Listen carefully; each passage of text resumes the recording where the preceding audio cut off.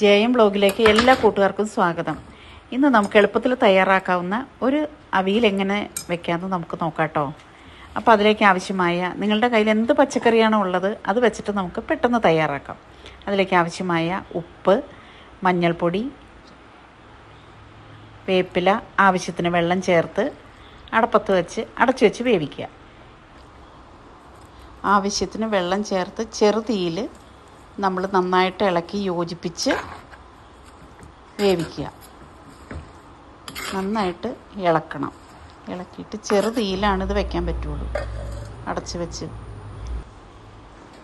വെച്ച് വെന്തതിന് ശേഷം അതിലേക്ക് ആവശ്യമായ തേങ്ങ, 2-3 അല്ലി വെളുത്തുള്ളി, ജീരകം, പച്ചമുളക്, എരിവിന് ആവശ്യമായിട്ടുള്ള പച്ചമുളക്. എനിക്ക് കുറച്ച് പച്ചമുളക് മതി, ആ പച്ചമുളക് മാത്രമേ ഞാൻ എടുത്തിട്ടുള്ളൂ. അപ്പം നന്നായിട്ട് ഇളക്കി. തൈര്, ഞാൻ തക്കാളി ചേർത്തിട്ടില്ല.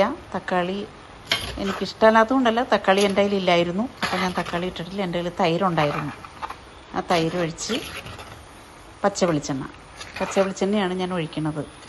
ഒഴിച്ച് അടച്ച് വെച്ച് ഒന്നോടെ മൂടി വെച്ച് വേവിക്കുക 1 മിനിറ്റ്. അപ്പോൾ നമുക്ക് വെള്ളമെല്ലാം പറ്റി വരും. പറ്റി വെന്തതിന് ശേഷം ഒന്നോടെ ഇളക്കി നമുക്ക് വാങ്ങി വയ്ക്കാം. എന്നിട്ട് നമുക്ക് ചോറുണ്ണാം.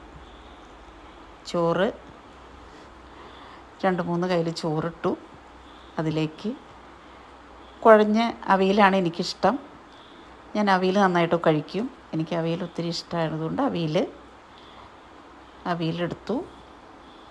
പിന്നെ മോരുകറി ഉണ്ടായിരുന്നു, മോരുകറി എടുത്തു.